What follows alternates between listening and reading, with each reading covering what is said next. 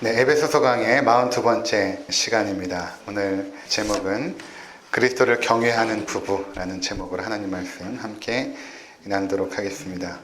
이제 에베소서 4장부터 흘러가는 그 메시지의 흐름은 복음을 들은 그리스도의 백성들이 과연 어떻게 살아가야 될 것인가에 대한 실제적인 부분들을 우리 가운데 교훈을 하십니다. 처음 4장부터 쭉 진행이 될 때 초점이 어디 있었냐 하면 각 개인들, 예수 그리스도의 복음을 접한 너희 각 개인들이 과연 어떻게 살아야 되는가, 빛의 자녀처럼 살아야 되고 그리스도를 본받으며 살아야 된다라는 부분들로 우리를 권면했다면, 이제 그 5장이 마무리되면서 6장에 넘어갈 때는 그 관심이 어디로 흘러가냐 하면 개인에서 부부, 그리고 가정, 그 다음에 직장, 이렇게 이제 순서가 흘러가는 것입니다. 그러니까 복음을 들었을 때에 하나님의 관심 먼저 우리 각 개인에게 있고, 그 개인이 믿음 생활을 하는 그 가정, 특별히 그 가정에서 첫 번째로 부부 관계, 그 다음에는 부모와 자녀 관계, 그 다음에는 직장에서의 상사와 또 하급자의 관계, 이런 쪽으로 메시지의 흐름이 진행이 되고 있거든요. 그러니까 결국에 보면 하나님께서 원하시는 그 믿음의 삶은 현실에 기반을 두고 있는 그 영성임을 우리가 알 수 있는 것입니다.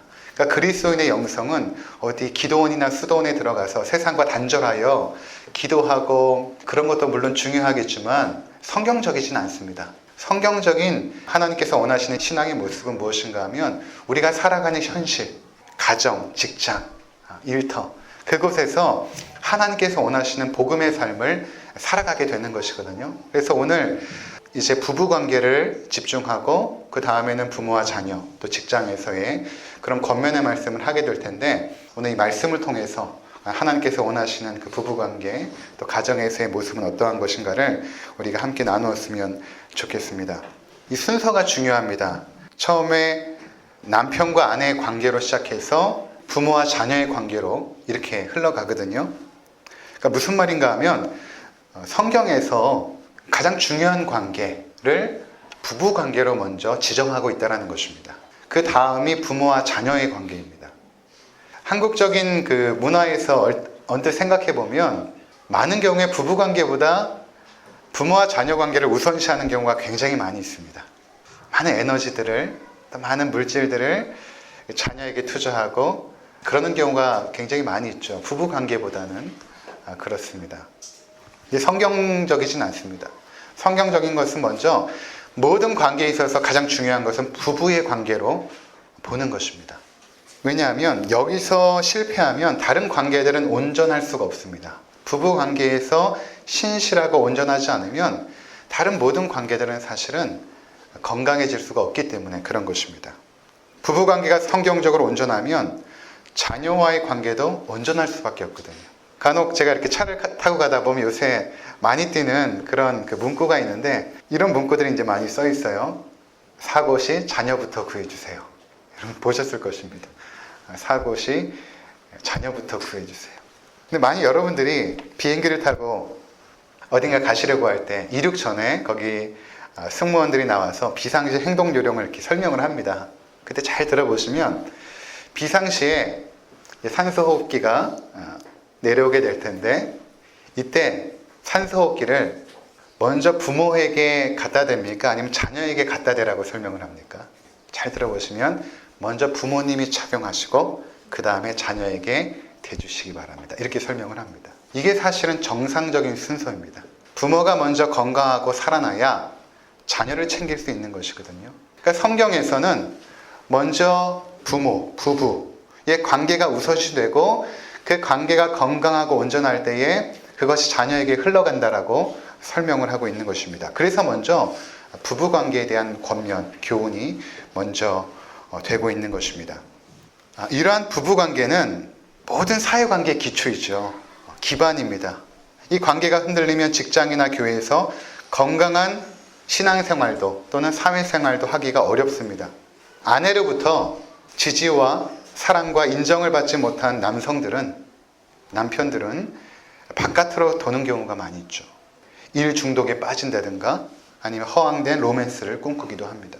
반면에 남편으로부터 사랑과 돌봄을 받지 못한 아내들은 자녀에게 과도하게 집착하거나 아니면 쇼핑에 중독되기도 하고 지나치게 종교에 심취하기도 합니다. 그리고 도박에 빠지는 경우도 있습니다.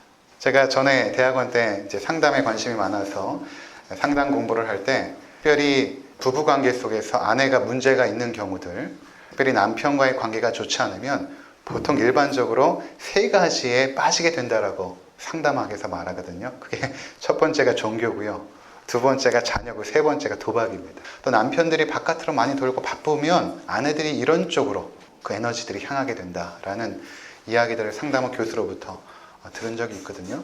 그런 경우들이 있습니다. 부부관계는 가장 우선시되고 중요하기 때문에 성경에서 먼저 언급하고 있고, 뿐만 아니라 여러분 잘 보시면 사회 가운데 사단의 첫 번째 공격 대상이 어디인가 하면 부부관계입니다. 부부관계를 깨뜨려 버리면 사회는 급속도로 무너질 수 있기 때문에 사단의 공격 목표 첫 번째는 부부관계입니다. 이것을 어떻게 하든 깨뜨리려고 노력을 하죠. 오늘 성경 말씀은 남편과 아내의 관계에 대한 교훈부터 시작을 합니다. 그 시작은 이것입니다. 너희가 그리스도를 경외함으로 서로 복종해야 된다. 이 말씀을 하고 있는 것입니다. 첫 번째는 이것입니다. 먼저 남편과 아내는 그리스도를 경외해야 됩니다. 남편과 아내는 먼저 그리스도를 경외해야 됩니다. 이것이 가장 중요한 것입니다. 21절을 보시면 우리 함께 화면을 보고 읽도록 하겠습니다. 시작. 경외함으로 피차 복종하라. 우리가 이제 피차 복종하는 것에 대한 부분을 함께 나누게 될 텐데, 그 전에 먼저는 그리스도를 경외하는 것이 중요하다는 것입니다. 여기서부터 건강한 관계가 시작됩니다. 수평적인 부부 관계 이전에 수직적인 하나님과의 관계, 그리스도와의 관계가 먼저 중요한 것입니다. 그리스도를 경외할 때에 부부 관계가 온전해질 수 있거든요. 그래서 남편과 아내는 각각 그리스도를 경외하는 사람이어야 됩니다. 이 관계가 온전할수록 부부 관계나 자녀와의 관계, 그 밖에 세상 사람들과의 관계도 온전해질 수 있습니다. 그러나 이 그리스도를 경외하는 이 관계가 흔들리거나 삐걱거리면 다른 모든 관계들도 삐걱거릴 수밖에 없습니다. 그러니까 여러분들이 뭔가 관계성 속에서 힘들거나 갈등이 있을 때 먼저 점검해야 될 관계가 무엇인가? 그리스도와의 관계를 점검해 보아야 되는 것입니다. 내가 지금 그리스도를 경외하는 자리 가운데 있는가? 이것을 먼저 점검해야 되는 것입니다. 부부관계에 갈등이 찾아오고 위기가 찾아오는 이유도 이 부분에서 오는 경우가 많습니다. 내가 그리스도를 경외하고 그분께 가까이 나갈수록 부부 사이는 가까워집니다. 그리스도를 가까이 할수록 그분의 사랑이 우리의 마음을 채우고 또 그 사랑으로 남편과 아내를 사랑하기 때문에 그리스도를 경외하는 것이 가장 중요한 것입니다. 그리스도를 경외하게 되면 아내를 향한 긍휼한 마음이 생깁니다. 따뜻한 마음이 생기죠. 그리고 남편과 아내의 허물과 연약함이 생길 때 그것을 덮어주고 싶어하는 마음이 생기고 그것을 보듬어주고 싶어하는 마음이 생깁니다. 그것이 나에게 나오지 못합니다. 그리스도를 경외할 때 그리스도로부터 나오는 그 사랑과 그 자비하심으로 상대방을 사랑하게 되거든요. 그래서 부부가 그리스도를 경외한 것처럼 복된 것이 없습니다. 그래서 우리가 기도해야 될 것 중에 하나가 무엇인가 하면 남편과 아내가 그리스도를 경외하도록 기도할 뿐만 아니라 우리의 자녀들의 가정이 있지 않습니까? 이제 아직 미혼인 우리 자녀들이 있을 것이고 또 결혼하여 가정을 이룬 자녀들이 있을 것입니다. 그들을 위하여 기도할 때에 그들이 먼저 그리스도를 경외하는 남편이 되도록, 그리스도를 경외하는 아내가 되도록 그렇게 여러분들이 기도해 주시길 바랍니다. 그러면 그 부부 사이가 온전해집니다. 각자가 그리스도를 경외하도록 기도해야 된다는 것입니다. 여러분 경험해 보셨지만 결혼하여서 능력도 중요하고 학벌도 중요하다고 하지만 정말 그랬습니까? 신앙인으로서 정직하게 우리의 모습을 돌이켜 볼 때 능력도 보고 학벌도 보고 그런 거 봤지만 그들이 중요하지 않습니다. 살아가다 보면 점점 깨닫는 것은 무엇인가 하면 나의 남편이, 나의 아내가 정말 그리스도를 경외하는 사람인가. 이것이 점점 더 중요해집니다. 그렇지 않습니까? 점점 더 중요해집니다. 이것이 중요하기 때문에 여러분들이 기도해야 된다는 것입니다. 하나님, 우리의 자녀들이 결혼할 때 바라기는 그리스도를 경외하는 형제를 만나게 하시고 그리스도를 경외하는 자매를 만나게 주시옵소서. 이것이 여러분들의 첫 번째 기도 제목이 되어야 됩니다. 그러면 부부관계가 온전해져요. 두 번째는 무엇인가 하면 이러한 그리스도를 경외하는 것 가운데 피차 복종하라 라고 말하고 있는 것입니다. 피차 복종하라. 아내는 남편에게, 남편은 아내에게 복종하라는 것입니다. 이 복종이라는 단어를 제가 찾아보니까 히포타소라고 말하는데 의미가 이것입니다. 권위를 인정하다 또는 그 사람의 권위 밑에 내 자신을 두다, 이런 의미가 있습니다. 그러니까 복종이라는 것은 상대방의 권위를 인정해주고 그 권위 앞에 나를 두는 것, 그 권위 밑으로 내가 들어갈 때에 이것을 복종이라고 말하는 것이죠. 그러니까 아내는 남편의 권위를 인정하고 그 권위 아래 자신을 두는 것입니다. 또 피차 복종하라고 말했기 때문에 남편 또한 아내의 권위를 인정하고 그 권위 아래로 자기가 들어가는 것입니다. 이것이 피차 복종하라라는 의미인 것입니다. 그러면 어떻게 피차 복종하는 것인가? 성경이 먼저 아내부터 말하고 그 다음에 남편을 향하여 교훈하는데, 먼저 아내의 복종의 모습입니다. 22절을 한번 보시면 아내들이여 자기 남편에게 복종하기를 주께 하듯 하라. 아내들이 어떻게 남편에게 복종해야 되는가? 주께 하듯이 복종하라는 것입니다. 여호와를 경외하는 사람들, 그리스도를 경외하는 사람들은 그리스도를 가장 사랑하죠. 그렇지 않습니까? 그리스도에게 무엇이든 드리고 싶고 그리스도와 함께하는 것이 우리 삶의 가장 큰 행복이고, 그렇지 않습니까? 그렇게 그리스도를 대하는 자세로 남편을 대하라. 그리스도에게 반응하는 자세로 남편을 대하라는 것입니다. 주께 하듯 하라. 이것이 그리스도를 경외하는 가정에서 보여지는 아내의 모습이라는 것입니다. 아내의 모습이 이래야 된다는 것입니다. 그리스도에게 하듯, 주께 하듯이, 주님을 섬기듯이, 주님께 반응하듯이 아내들은 남편을 섬기고 복종해야 된다. 왜 그렇게 해야 되는가? 23절 한번 보시기 바랍니다. 23절을 보시면 이는 남편이 아내의 머리 됨이 그리스도께서 교회의 머리 됨과 같으니 그가 바로 몸의 구주시니라. 아멘. 남편이 아내의 머리가 된다라는 것입니다. 그렇다면 오늘날 이런 질문을 할 수 있죠. 이것은 옛날에 가부장적인 사회에서 나왔던 말이지 지금은 좀 사회가 달라지지 않았겠습니까? 남녀 평등한데 무엇 때문에 가정의 머리가 필요합니까? 이렇게 아마 질문할 수도 있을 것 같아요. 왜 성경에서는 머리를 강조할까요? 가정에 머리가 있어야 된다라고 말할까요? 머리의 역할이 있어야 된다라고 말할까요? 두 사람 이상이 모인 곳에는 반드시 머리 역할이 필요합니다. 혼자서 살면 머리가 필요 없습니다. 그냥 자기가 하고 싶은 대로 하면 되지만 두 사람 이상이 모인 곳에는 반드시 의견이 대립될 때가 있고 갈등이 생길 때가 있죠. 서로 각자 다른 환경과 생각도 다르고 모든 것이 다른 남성과 여성이 만났는데 그 두 사람이 살다 보면 당연히 의견 대립이 있고 차이가 있고 서로 다툼이 생길 수밖에 없습니다. 그래서 머리가 필요한 것입니다. 이 머리는 그 가정의 책임자 역할을 하는 것이고 결정권을 갖는다라는 것입니다. 이것은 남성이 여성보다 우월하다라는 의미가 아닙니다. 하나님은 질서의 하나님이십니다. 어떠한 공동체이든지 그 가운데 질서를 부여하시는데 그 부여된 질서는 누가 우등하거나 열등해서 질서가 부여된 것이 아니라 그냥 하나님의 뜻인 것입니다. 남성에게 머리 역할을 맡기신 것입니다. 하나님의 뜻인 것입니다.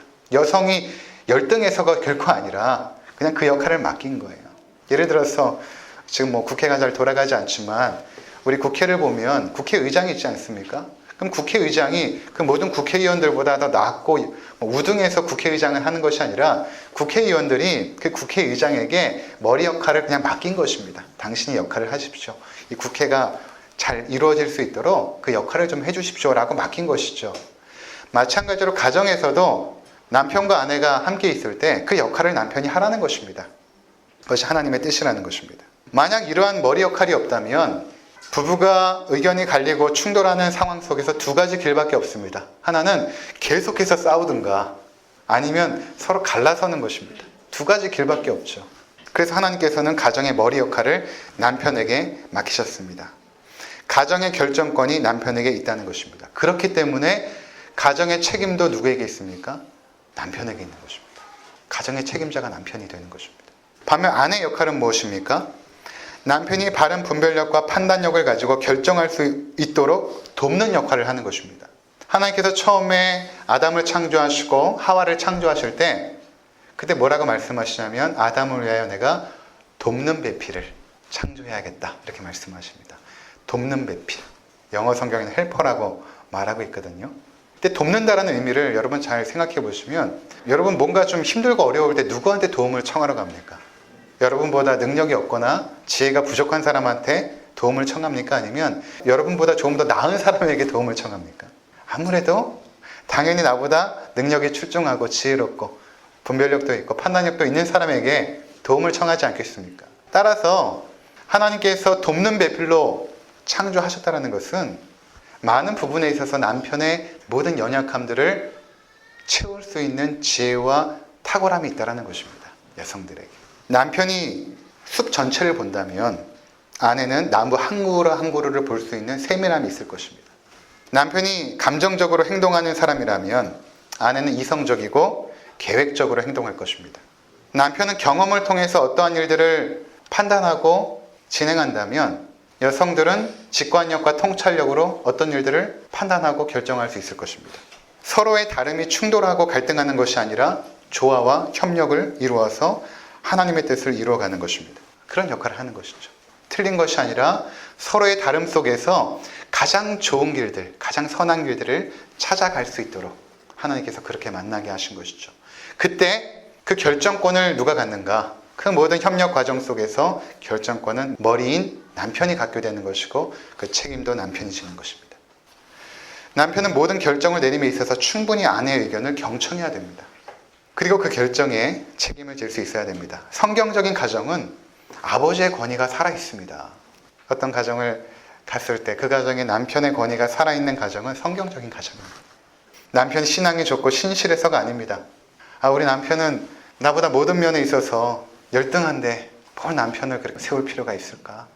신앙도 변변치 않고 믿음도 변변치 않고 실수도 많이 하고 부족함도 많은데 뭐 그렇게 남편의 권위를 인정해줘야 되고 머리로 인정해줘야 되고 세워줘야 되는가? 그렇지 않습니다. 성경에 보면 현숙한 여성은 부족한 남편이라 할지라도 그를 세울 줄 안다고 말합니다. 지혜로운 여성은 자신의 남편이 부족해도 자기에게는 최고여야 됩니다. 그것이 지혜로운 여성이라는 것입니다. 이러한 아내의 복종이 그 가정을 복되게 하는 것입니다. 그리고 그러한 가정일수록 자녀들이 잘 되고 형통합니다. 그렇다면 이렇게 질문할 수 있죠. 남편이 그리스도를 경외하지 않는 사람이라면 어떻게 해야 될까? 베드로전서 3장 1절을 보시면 이렇게 말합니다. 아내들아 이와 같이 자기 남편에게 순종하라. 이는 혹 말씀을 순종하지 않는 자라도 말로 말미암지 않고 그 아내의 행실로 말미암아 구원을 받게 하려 함이니. 무슨 말이냐면 믿지 않는 남편일지라도 순종하라. 물론 하나님을 섬김에 있어서 모든 것들을 방해하고 그것을 섬기지 못하게 하는 것은 복종할 필요가 없습니다. 왜냐하면 우리와 하나님과의 관계가 먼저이기 때문에, 하나님을 경외하는 것이 가장 먼저이기 때문에. 그런데 하나님을 경외하는 것 외에 모든 부분에 있어서 복종하라는 것입니다. 그러니까 믿지 않는 남편과 살아가는 아내가 들을 수 있는 최고의 말은 이것입니다. 당신은 어떻게 나의 말에 그렇게 순종하고 복종하면서 어떻게 하나님을 경외하는 것만큼은 타협을 하지 않아? 이 말을 들을 수 있다면 정말 신실한 아내가 되는 것이죠. 나에게 그렇게 모든 부분에 있어서 잘해주고 순종해주고 나를 섬겨주면서 하나님을 경외하는 부분에 있어서만큼은 당신은 타협함이 없어. 믿지 않는 남편과 살 때 그러한 말을 들을 수 있다면 현숙한 아내이고 지혜로운 아내가 되는 것입니다. 바로 그 아내의 행실로 말미암아 베드로전서 3장 1절에는 남편이 구원을 받을 수 있다. 남편이 구원을 받을 수 있다. 이렇게 말하고 있는 것입니다. 그러한 아내의 아름다운 행실이 남편을 감동시키고 결국에는 구원으로 이끄는 것입니다. 자, 두 번째는 남편의 복종입니다. 남편이 어떻게 복종해야 되는가? 남편의 복종은 다음과 같은 모습으로 드러나야 됩니다. 25절을 한번 보시면 남편들아 아내 사랑하기를 그리스도께서 교회를 사랑하시고 그 교회를 위하여 자신을 주신 같이 하라.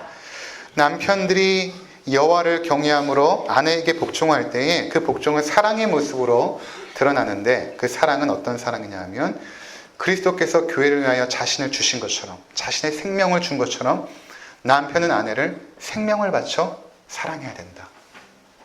자신에게 그렇게 헌신하고 섬기고 복종하는 아내를 위하여 남편은 생명을 걸고 사랑해야 된다 라고 말하고 있는 것입니다. 바로 남편이 아내를 사랑하는 그 본보기가 그리스도께서 교회를 사랑하신 그 본보기라는 것입니다. 그리스도께서 교회는 성도들이죠. 성도들을 얼마만큼 사랑하시는가, 그리고 그들을 위하여 얼마만큼 희생하셨는가, 그 희생과 그 헌신과 그 사랑, 그것을 가장 먼저 아내에게 보여라. 라고 말하고 있는 것입니다. 남편은 아내를 위해서 자신의 물질, 시간, 건강 등 자신이 가지고 있는 모든 자원을 줄 수 있어야 됩니다. 비록 바깥일로 바쁘고 지치지만 가정에 돌아와서 아내를 위해서 쓸 에너지와 그런 마음의 여유들을 남기고 퇴근해야 됩니다. 그동안 남편으로 살아오면서 여러분 아내들에게 어느 정도까지 희생해 보셨습니까? 그동안 많이 희생하셨을 것입니다. 근데 주님께서 원하시는 희생의 강도는 생명을 주기까지 아내를 위하여 희생하고 헌신해라. 남편들에게 굉장히 높은 그런 사랑을 요구하시죠. 남자로서 하나님께서 가정을 주셨다면 가장 먼저 사랑해야 될 대상은 아내입니다. 그것이 가장 멋진 남편의 모습일 것입니다. 자녀보다 아내입니다. 자녀들은 우리에게 손님입니다. 다음 주에 살펴보게 되겠지만 하나님께서 우리에게 주신 손님들이에요. 잘 대접하고 그들은 떠나갑니다. 근데 남편과 아내는 함께 평생을 살아가야 될 동반자로 주십니다. 그래서 하나님께서 짝지어 주신 짝을 사람이 나누지 못할지니라 이렇게 말씀하시죠. 놀라운 비밀 아닙니까? 전혀 남남인 사람이 함께 모여서 하나님이 짝지어져서 한 몸으로 이루십니다. 이것이 가장 우선시되는 관계의 중심. 내 피를 받고 태어난 자녀도 이것보다 우선되지 않는다라고 말하고 있는 것입니다. 또한 성경은 남편이 아내를 사랑할 때에 자기를 사랑하듯 사랑하라고 말합니다. 28절 한번 보시면 이와 같이 남편들도 자기 아내 사랑하기를 자기 자신같이 할지니 자기 아내를 사랑하는 자는 자기를 사랑하는 것이라. 여러분 인간은 본능적으로 자기 자신을 가장 사랑하거든요. 본능적으로 자기 자신을 가장 사랑합니다. 내가 실수하거나 잘못해도 그럴 수 있지 라고 합리화시키고 덮고 넘어갈 때가 많이 있지 않습니까? 내가 좀 다치거나 내가 좀 건강이 아프면 자기 자신을 되게 보호하죠. 좋은 것도 먹고 운동도 하고 하면서 보호하지 않습니까? 자기를 끔찍히 여기고 사랑합니다. 그러한 동일한 기준을 아내에게도 적용하라라는 것입니다. 같이 내가 내 자신을 아끼고 사랑하듯이 내 아내를 그런 사랑으로, 내가 좀 실수하고 잘못하면 그 잘못과 실수를 덮고 살아가는 것처럼 아내가 그렇게 잘못할 때도 그렇게 덮어주라는 것입니다. 똑같은 기준으로 내가 좋아하는 것보다 먼저 아내가 좋아하는 것을 챙기라는 것입니다. 남편들이 어떤 결정들을 할 때 아내를 중심으로 결정하라는 것입니다. 아내를 중심으로. 그것이 아내를 사랑하는 것이다. 이렇게 말씀하고 있는 것입니다.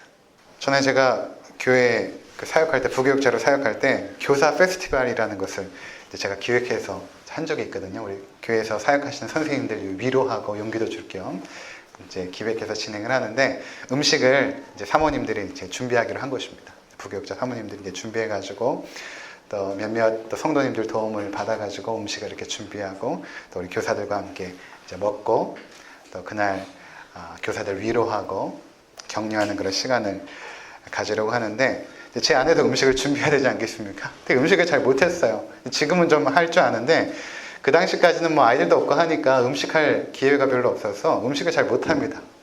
근데 뉴질랜드에서 간혹 가다가 이제 해먹었던 것 중에 하나가 뭐냐면 허니치킨이라고 이제 그 나라에서 나오는 그 마누카우 꿀이라고 있어요. 향이 조금 독특한데 그 마누카우 꿀에다가 간장을 섞어가지고 치킨에 재가지고 오븐에 이제 굽는 그런 음식을 이제 하자. 뭐 당시 할 줄 아는 거 없으니까 그거라도 해가지고 가자. 그래가지고 이제 주일날 이제 아내가 하게 된 것입니다. 그리고 교사 페스티벌 이제 주방에서 이제 막 저는 이제 테이블 세팅하고 막 바쁜 상태로 주방을 언뜻 보니까 저희 아내가 이제 치킨을 해가지고 갖고 온 거예요. 다 갖고 왔더니 그 주방에 이제 여러분들이 계시지 않겠습니까? 이제 뭐 권사님들도 계시고 집사님들도 계시고 주방 일을 도와주시는 분들이 계셨는데 이제 아내가 딱 갖고 온 거 뚜껑을 딱 열어보니까 뭐 시커먼 치킨이 있으니까 이게 뭔가 이제 싶은 거예요. 처음 보는 치킨이고 이제 마누카우 꿀이 향이 좀 독특하니까 이게 뭐요? 하고 이제 딱 드셔보신 것입니다. 딱 먹자마자 반응이 네 맛도 내 맛도 아니고 이게 뭐요? 이렇게 하시거든요. 네 맛도 내 맛도 아니고 이게 뭐예요? 이렇게 하시니까 우리 아내가 얼굴이 그냥 시뻘개져가지고 본인은 그래도 나름대로 잘 맛있게 한다고 준비했는데 막 제가 보니까 당황하는 기색이 역력한 거예요. 그리고 뭐 당장이라도 툭 치면 눈물이 튀어나올 것처럼 도대체 안 되겠더라고요. 그래서 제가 주방으로 갔습니다. 주방 갔더니 이제 아내가 자기 어떡해. 이거 네 맛도 내 맛도 아니래. 이거 어떡하지? 이렇게 저한테. 그래서 제가 일부러 들으라고 이렇게 먹고 이렇게 맛있는데 누가 네 맛도 내 맛도 아니래. 너무 맛있어. 너무 맛있어. 걱정하지 마. 너무 맛있어. 일부러 제가 그랬습니다. 큰 소리로. 그랬더니 거기 계신 집사님들하고 권사님들이 저쪽으로 도망가시더라고요. 제가 우리 아내 길을 좀 살려준 것이죠. 제가 안 챙기면 누가 챙기겠습니까? 저희 아내를. 성경이 말하죠. 자기 아내를 사랑하는 것이 곧 자기를 사랑하는 것이다. 자기 아내를 사랑하는 것이 곧 자기를 사랑하는 것이다. 그래서 28절 후반부에 이렇게 말합니다. 너희가 하나다. 부부가 하나이니까 아내를 챙기고 사랑하는 것은 곧 너에게 하는 것이다. 이렇게 말하죠. 31절 한번 보시면 그러므로 사람이 부모를 떠나 그의 아내와 합하여 그들이 한 육체가 될지니 둘이 하나가 된 것입니다. 개별화된 것이 아닙니다. 아내에게 하는 것이 나에게 하는 것입니다. 아내를 위하는 것이 자신을 위하는 것입니다. 반면에 아내를 무시하는 것은 자기를 무시하는 것과 똑같은 거예요. 아내를 존중하고 아끼고 사랑을 베풀 때 그 유익이 자신에게로 돌아갑니다. 시간이 없어서 다 살펴보지 못했지만 부부관계 가운데 하나님이 심겨놓으신 놀라운 비밀이 있죠. 이 말씀을 쭉 하시다가 내가 그리스도와 교회에 대하여 말하노라 이렇게 말씀하시거든요. 그게 무슨 말인가 하면 잠깐 말씀드리면 예수 그리스도와 교회의 그 관계, 그것을 우리가 이 세상 속에서 느끼거나 체험하거나 경험해 볼 기회가 없습니다. 그래서 하나님께서 이 땅 가운데서 그리스도께서 성도들을 얼마만큼 사랑하시고 아끼시고 축복하기를 원하시는지를 깨닫기 위해서 가정이라는 것을 만드시고 남편과 아내가 서로 하나로 묶으셔서 구약에서부터는 하나님께서 뭐라고 말씀하시냐면 하나님의 백성들을 향하여 내가 너희 남편이다 이렇게 말씀하세요. 너희는 나의 신부다 이렇게 말씀하십니다. 요한계시록에도 보면 그렇지 않습니까? 성도들이 예수 그리스도의 신부고 예수님이 우리의 남편이세요. 그 그리스도께서 우리를 향한 그 놀라운 사랑을 이 땅에서 체험하고 경험하고 알아갈 수 있는 유일한 장소가 어디냐면 부부 사이입니다. 거기가 중심이에요. 거기서부터 깨달아갑니다. 그래서 성경에도 보면 이 비밀이 크도다 이렇게 말하죠. 부부 사이를 말하다가 내가 그리스도와 교회에 대하여 말하노라 이렇게 말하면서 이 비밀이 크도다. 이 놀라운 이 비밀이 부부 관계 가운데 숨겨져 있다는 것입니다. 그러니까 여러분 이 땅 가운데서 가장 힘써야 될 부분이 무엇인가? 가장 사랑하고 섬기고 희생하고 자기를 줘야 될 대상이 누구인가? 라고 하나님께 물어보면 성경이 이렇게 대답할 것입니다. 내 남편에게 복종하라. 내 아내에게 복종하라. 이것이 먼저인 것입니다. 그것 하지 않고 바깥에서 잘하는 것 소용없습니다. 거짓입니다. 그 위선이에요. 가정에서 남편에게 하는 모습이 하나님을 섬기는 그 모습 그대로입니다. 가정에서 아내에게 섬기는 그 모습이 예수 그리스도를 섬기는 그 모습 그대로입니다. 포장하려고 하지 마세요. 그것이 실체입니다. 내 신앙의 실체는 가정에서 드러나는 거예요. 그렇기 때문에 때로는 부부 생활이 어렵고 힘들고 때로는 아픔도 있는 것입니다. 그렇기 때문에 그 속에서 하나님께서 우리를 성숙시키시고 연단시키시거든요. 그 속에서 우리를 하나님의 백성다운 사람들로 만들어 가십니다. 부부관계라는 것은 훈련의 장입니다. 하나님의 백성이 되어가는 그 훈련의 장. 그래서 천국에는 부부가 없습니다. 이곳에만 존재하는 것이 부부관계죠. 이곳에서 여러분들을 다 연단시키시고 훈련하사 존귀한 하나님의 백성들로 만들어 가실 것입니다. 그러한 연단의 과정 가운데서 더욱더 주님을 의지하시는 복된 성도님들 되시기를 주의 이름으로 축원을 드립니다. 기도하겠습니다.